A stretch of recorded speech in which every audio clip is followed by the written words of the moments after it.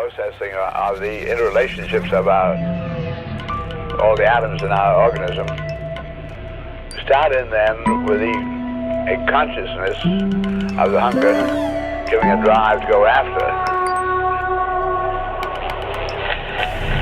Time evolves and comes to a place where it renews again. There's first a purification time, then there's renewal time. We try to think about the most primitive information we have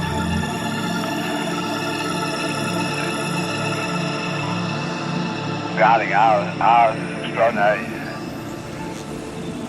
experience.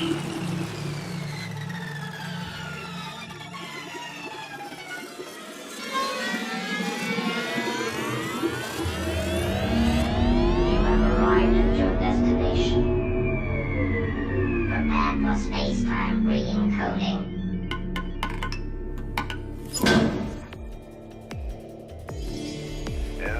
I think we choose the fact that all humanity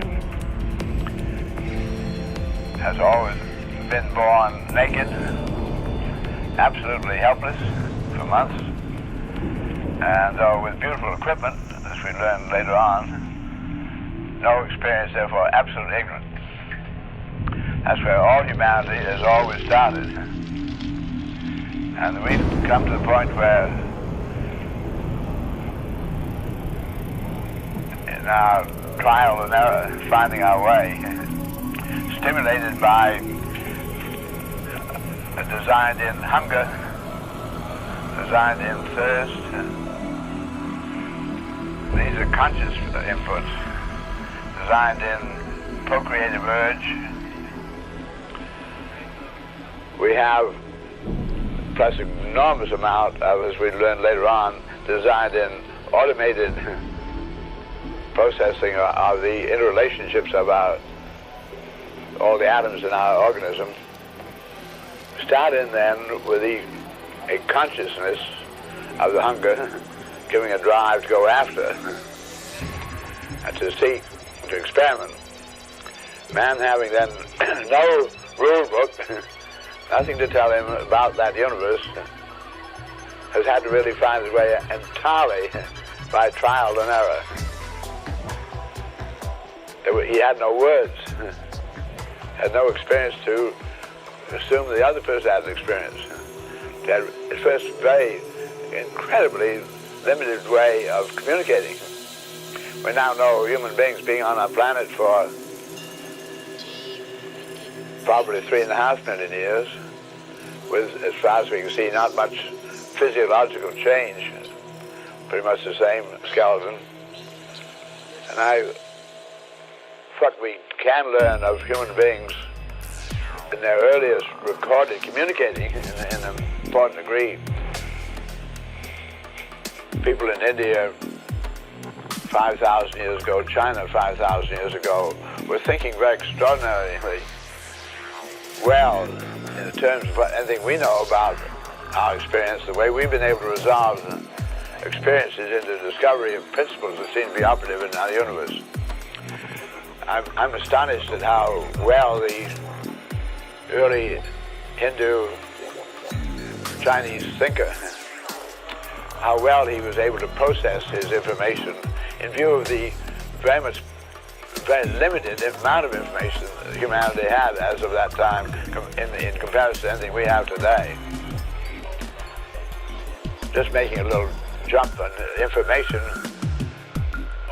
as humanity on board of our planet entered into what it called World War I. These scientists around the world have ways of reporting to one another officially, and chemists have what they call chemical abstracts. The chemical abstracts are methodical publication of anything and everything any chemist finds that he publishes information regarding, which comes in chemical abstracts. As a world entering World War I in the 20th, what's called the 20th century, is a very arbitrary kind of a counting matter. We have some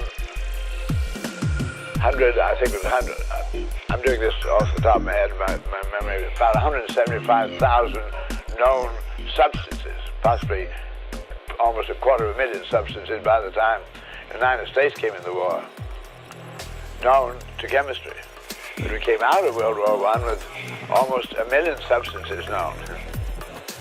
By the time we entered World War II, we were well up into 10 million. And we've come out of it now where the figure is really getting to be astronomical. We can't really keep track of the rate which we're discovering more. Just talk about differentiable substances, chemically distinct from one another. Those are typical of the information. Really, it's a bursting rate now in relation to.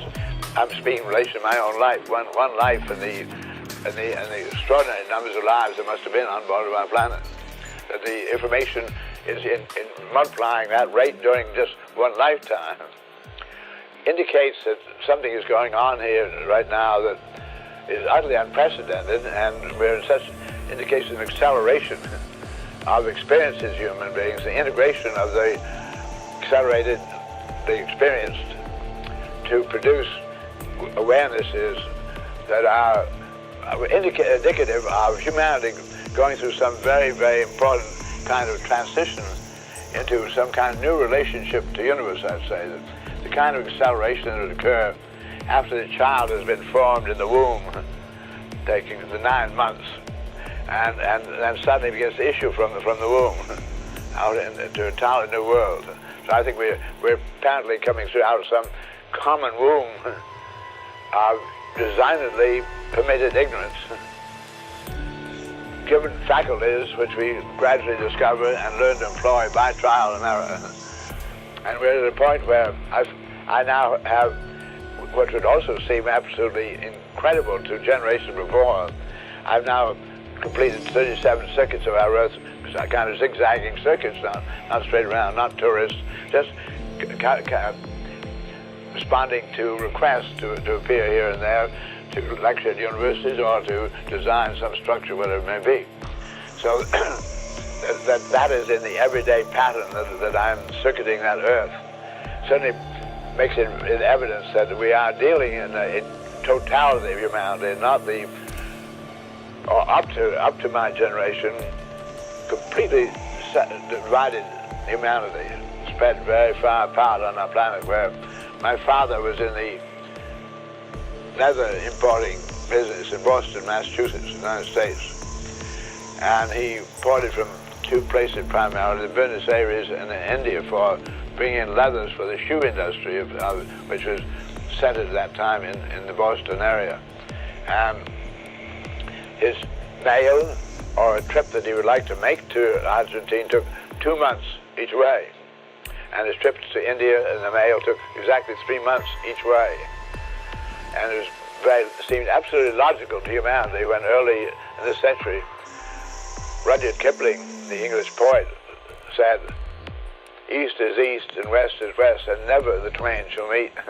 They're very, very rare matter for any human being to make such a travel as that, taking all those months. There were not many ships that could take him there. All that has just changed in my lifetime to where I'm not just one of the very few making these circuits of the Earth, but I'm one of probably getting to be pretty close to 20 million now who are living a life like that around our planet. And very much the whole young world doing so. I keep meeting my students at various universities from around the world, halfway around the world again. They're all getting to be living as world people. So this is a very sudden emergence into some new kind of relationship to our universe that's being manifest. None of it was planned. There was nobody in the time of my father and my mother, as I was brought up, prophesying any of the things I just said.